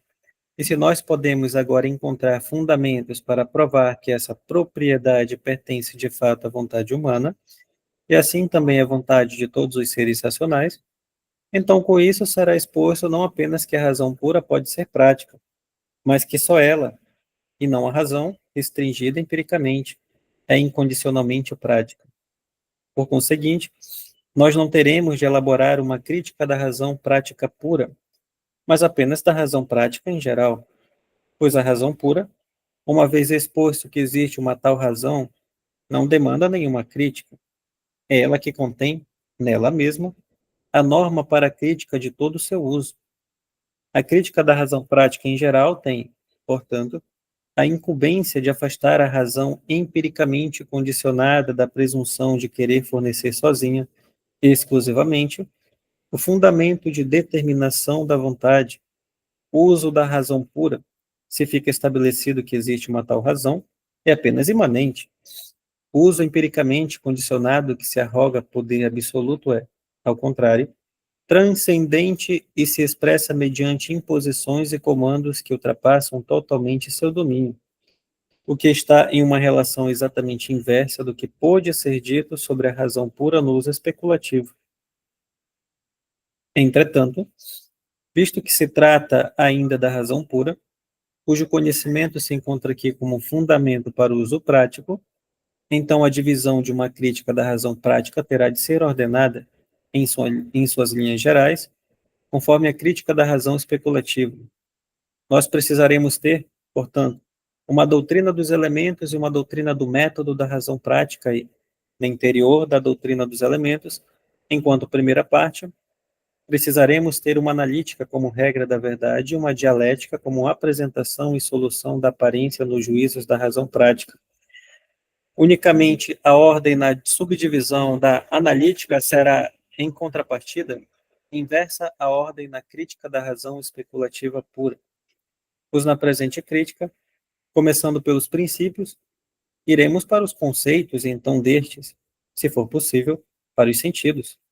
Ao passo que na crítica da razão especulativa, ao contrário, teremos de começar pelos sentidos e terminar pelos princípios. O fundamento para isso encontra-se, mais uma vez, no seguinte: agora nós temos a ver com a vontade e temos de considerar a razão não em relação com objetos, mas com essa vontade e sua causalidade. Por isso, então, os princípios da causalidade empiricamente incondicionada têm de ser o começo, a partir do qual pode ser feita a tentativa de estabelecer pela primeira vez nossos conceitos do fundamento de determinação de uma tal vontade, da sua aplicação aos objetos e, por fim, ao sujeito e à sua sensibilidade. A lei de causalidade por liberdade, isto é, um princípio prático puro, constitui aqui inevitavelmente o começo e determina os objetos unicamente aos quais ela pode ser referida. Nossa, lemos a introdução, né? É bom que essa introdução ela é curta, mas ela é carregada de significado, certo? Principalmente quando a gente vem aqui falar dessa questão, né, de conhecer objetivamente, né, essa faculdade de conhecer e essa razão, né, que ela já não é mais só a faculdade de, por assim dizer, fundamentar o conhecimento, mas ela também vai determinar a nossa vontade, né? Então, é interessante, primeiramente, a gente notar aqui que quando o Kant ele vai falar de objetividade, do que é objetivo, certo? Ele está atribuindo o mesmo grau, né, o mesmo status ontológico, por assim dizer, que a gente dá aos objetos matemáticos. De dizer, por exemplo, que 2 mais 2 é igual a 4 aqui em Pernambuco, certo? Lá em Manaus, onde Hudson está, entendeu? Ou no Japão, ou, sei lá, no Congo, certo? Em Madagascar e etc. Ou seja, tem um grau de objetividade nessa inferência, no que eu estou dizendo aqui. 2 mais 2 é igual a 4. Entendeu? Não é um dado subjetivo. Não é que eu sinto, não é que eu tenha a sensação de que 2 mais 2 é igual a 4. Pelo contrário, é válido para todo mundo. Né? Da mesma forma, quando ele vai colocar aqui, entendeu? Que as leis da moralidade, ela é válida para todo o sujeito racional. Né? Que ele vai colocar, cadê? Aqui, ó. E assim também a vontade de todos os seres racionais. Né? A vontade humana é a vontade de todos os seres racionais. Ou seja, se existe um ET racional, ele vai seguir isso. Se existe Deus e os anjos, eles só podem ser racionais. Eles só podem ser racionais. Então, se eles são racionais, eles também vão ter que seguir essa lei. Então, é um grau de objetividade que notem que é o mesmo grau da matemática, gente. Certo? É um grau que a gente atribui aos objetos da matemática em si. Entendeu? Deus e os anjos nunca diriam que 2 mais 2 é outra coisa senão igual a 4. Porque esse é o grau de objetividade. Esse é o grau de racionalidade da coisa. Né? Ronald. Mas aí assim você está antropomorfizando, né, o que seria divino, vamos dizer assim. Sem sombra de dúvida. Porque se você for raciocinar, às vezes até eu escuto de vez em quando que Deus conta os seus, né? Aquela história de Deus conta os seus. Mas eu não sei se é bem por aí, entendeu? Porque a lógica matemática é do homem, da razão humana. A razão supra-humana, vamos dizer assim, ou angelical, ou para quem acredita nisso, não segue esse padrão de contagem, né? Tanto é que eles estão no infinito, né? Pelo menos é o que diz a teologia, né? Eles habitam o infinito. Então, como é que pode? Se é o infinito, como é que eles têm padrão de contagem finita? Esse é um grande problema, Ronald. Porque a mesma coisa pode dizer, tipo, a respeito da moralidade. Se eles habitam o infinito, vocês estão fora do tempo e do espaço, porque eles estão pensando como a gente. O que Kant e boa parte, né, da galera que vai aí nessa metafísica vai acreditar, vai colocar, é o seguinte, é que existe uma parte humana, que é essa parte da racionalidade, que é capaz de alcançar essa parte divina, essa perspectiva divina da realidade. E com isso, sair dessa mera subjetividade pontual, singular, que nos constitui, certo? Que somos nós, em certa medida, entendeu? E encontrar essa objetividade que é universal, necessária, entendeu? Válida para todo mundo. É esse o ponto aqui. Entendeu? A racionalidade é a nossa porta para o divino, né? Quantas vezes eu não vi a galera dizer que existe uma centelha divina nos seres humanos, e essa centelha divina é a racionalidade para os modernos, né? Para a filosofia moderna total assim, né? O que há de divino no humano é a razão.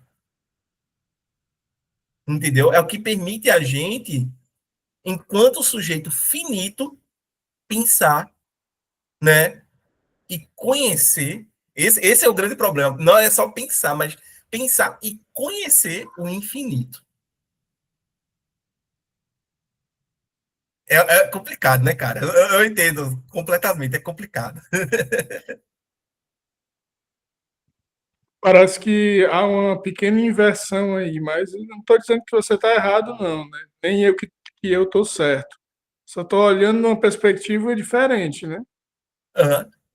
Não, mas assim, a história da filosofia, pelo menos, né, como eu a reconstruo, ela na modernidade ela vai tomar essa perspectiva, né? Quando você lê as meditações lá do Descartes, né, ele sai duvidando de tudo, cara. Até que ele chega um momento que ele não consegue mais duvidar. Obviamente que a gente sabe que isso daí é um método cartesiano para se livrar da dúvida cética. Porque o cético, né, o cara que duvida da possibilidade da gente conhecer as coisas de uma maneira racional, é o maior problema dos racionalistas modernos. Entendeu? É o maior problema. Por quê? Porque ele suspende a possibilidade da razão conhecer. Entendeu? Ele vai dizer, não, não tem como a gente conhecer, a gente não tem esse grau de confiabilidade nesse conhecimento que está sendo produzido.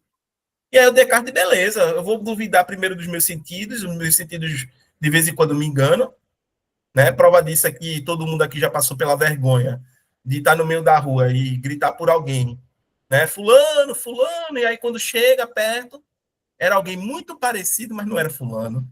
Todo mundo já passou por essa vergonha, né? Todo mundo já passou por essa vergonha, entendeu? Então, isso significa o quê? Que os sentidos nos enganam. Se os sentidos nos enganam, eles não podem ser a fonte do conhecimento indubitável, do conhecimento que a gente vai lá depositar, né, toda a nossa crença. Do mesmo modo, o Descartes ele vai duvidar se a gente está, né, dormindo ou está acordado, a gente não consegue discernir. Né? O Descartes vai dizer que muitas vezes a gente está sonhando e a gente pensa que está acordado. Né? E ele vai dizer que a gente não consegue discernir, né, a vigília, né, do sono. E por último, ele vai duvidar da matemática, né? Porque ele vai dizer, ora, mas eu dormindo acordado, a matemática, né? A geometria ali, né? Um quadrado vai ser sempre um quadrado. 2 mais 2 sempre vai ser 4. Eu estando dormindo, eu estando acordado. Mas aí, quando ele duvida da matemática, ele diz que se toda vez que eu faço essa operação racional, tem um gênio maligno que me induz, que me manipula a, né, a errar esse cálculo, então nem na matemática eu posso mais confiar. Aí lascou, né? Entrou no desespero, porque eu não posso confiar nos sentidos. Eu não sei se eu estou dormindo ou estou acordado, né? Eu não sei se e eu não posso confiar no conhecimento matemático, eu não tenho mais nada. Mas aí é que é o pulo do gato do Descartes, a sagacidade do filósofo, do pensador. É dizer o quê? É dizer que eu não posso, né, dando dormindo, acordado, sentidos me enganando ou não, eu não posso duvidar do que eu estou pensando. Que eu sou um res cogito, que eu sou uma coisa que pensa. Entendeu? Eu não posso duvidar que eu estou duvidando. Eu não posso duvidar em última instância, porque para eu duvidar e para eu pensar, eu preciso existir. Antes de tudo, eu preciso existir. Eu não posso duvidar que eu existo. Porque se eu duvido que eu existo, eu já estou existindo para duvidar. Em outras palavras, eu vou cair em o que na tradição se chama contradições performativas. No ato de eu duvidar, eu acabo me contradizendo. Eu acabo afirmando aquilo que eu queria negar.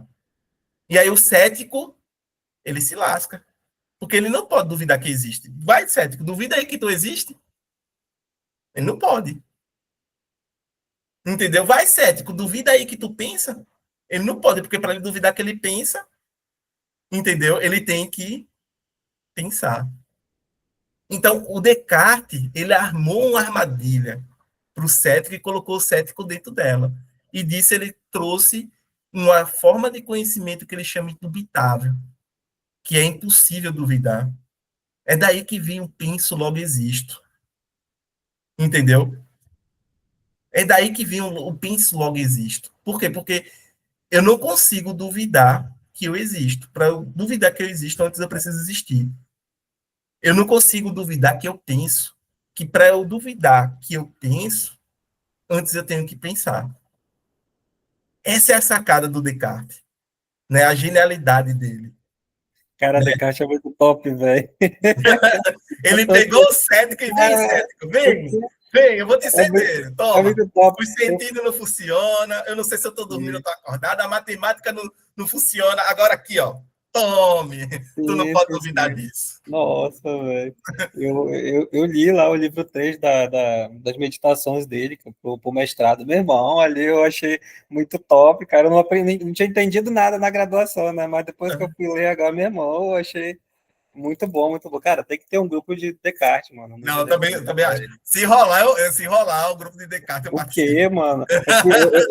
Eu dei uma lida no livro 1 lá da meditação. Nossa, é muito bom aquilo ali. É doido.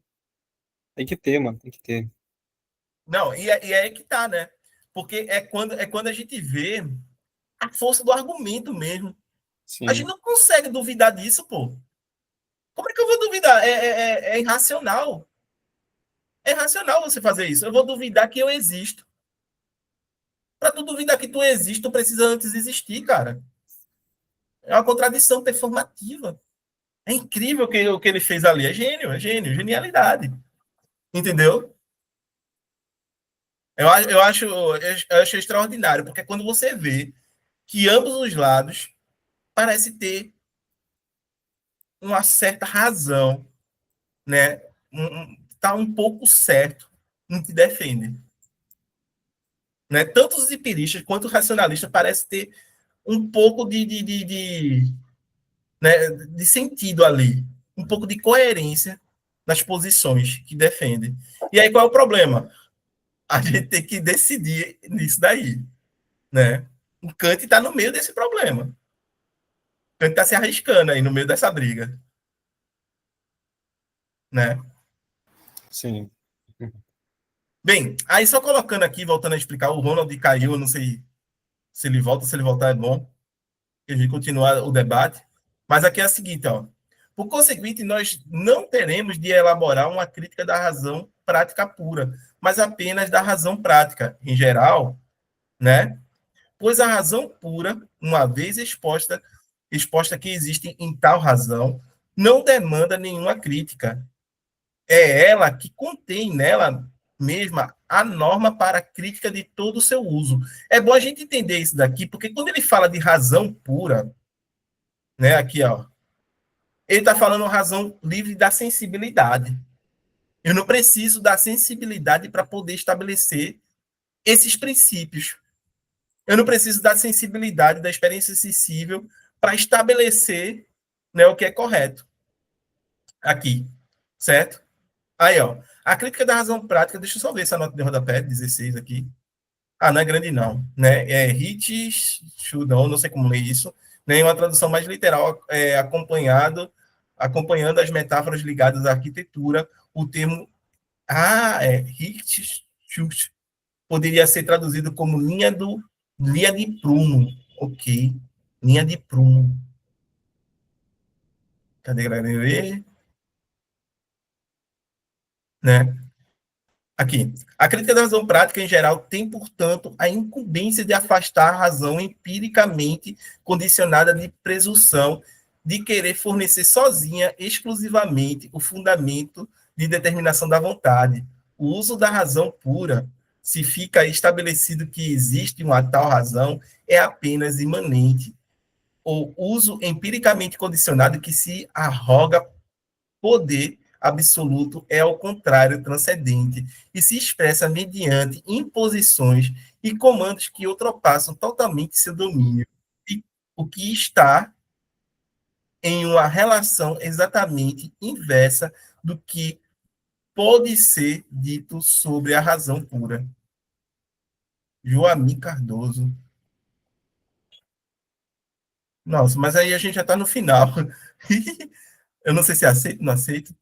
Enfim, É só para a gente entender aqui, certo? Que ele está fazendo uma crítica dessa razão que acha que pode conhecer tudo, tá?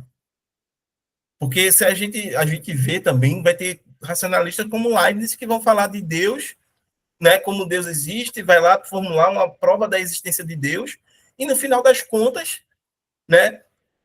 Vai chegar ao ponto de dizer o que Deus pensou quando estava criando o universo. O cara é foda demais, viu? O cara é extraordinário, né? Aqui, ó. Entretanto, visto que se trata ainda da razão pura, cujo conhecimento se encontra aqui no fundamento para o uso prático, então a divisão de uma crítica da razão prática terá de ser ordenada em suas linhas gerais, conforme a crítica da razão especulativa. No caso aqui é a crítica da razão pura, tá? Nós precisamos ter, portanto, uma doutrina dos elementos e uma doutrina do método, né, da razão prática. E no interior da doutrina dos elementos, enquanto primeira parte, precisaremos ter uma analítica como regra da verdade e uma dialética como apresentação e solução da aparência nos juízos da razão prática. É muito bom saber que aqui ele vai ter uma analítica e vai ter uma dialética, né? Porque a analítica já está dizendo, faz uma análise, ou seja, é tautológico. E a dialética vai pegar, né, as coisas que são, né, a opositoras e vai ali tentar sintetizá-las, né? Unicamente, a ordem na subdivisão da analítica será contrapartida inversa à ordem na crítica da razão especulativa pura, pois, na presente crítica, começando pelos princípios, iremos para os conceitos e então destes, se for possível, para os sentidos, ao passo que na crítica da razão especulativa, ao contrário, tivemos de começar pelos sentidos e determinar pelos princípios, certo? Ou seja, aqui, quando a gente vai para, né, quando a gente vai para essa segunda parte, a gente já vai para, né, começar aqui pelos sentidos e terminar pelos princípios. O fundamento para isso encontra-se mais uma vez no seguinte: agora nós temos a ver com uma vontade e temos de considerar a razão, não em relação com o objeto, mas com essa vontade e sua causalidade. Por isso, então, os princípios da causalidade empírica incondicionada têm de ser o começo, a partir do qual pode ser feita a tentativa de estabelecer pela primeira vez nosso conceito de fundamento de determinação de uma tal vontade da sua aplicação aos objetos e, por fim, ao sujeito e à sua sensibilidade. A lei da causalidade por liberdade, isto é, um princípio prático puro, constitui aqui, inevitavelmente, o começo e determina os objetos unicamente aos quais ele pode ser referido. Né? Então, ele está aqui já delineando o que ele vai fazer. Ok, gente? Só lembrando, toda vez que ele fala de razão empírica, ele está falando dessas coisas que ele está debatendo aqui com o Hume, né? E falar que ela está baseada na casualidade, ela está baseada nas regras da empiria, entendeu? Mas quando ele fala de algo transcendental, ele está falando algo que é condição de possibilidade para qualquer experiência, entendeu? Ele está falando de algo que é a priori, que antecede tudo isso aí. Perfeito? E que, por assim dizer, é transcendental, tá? Está para além da experiência, né? Transcendental nesse sentido. Gente, vocês teriam alguma pergunta, algum questionamento, algum comentário, alguma observação? Não, tá tranquilo. Tá de boa? Jefferson, Daniela?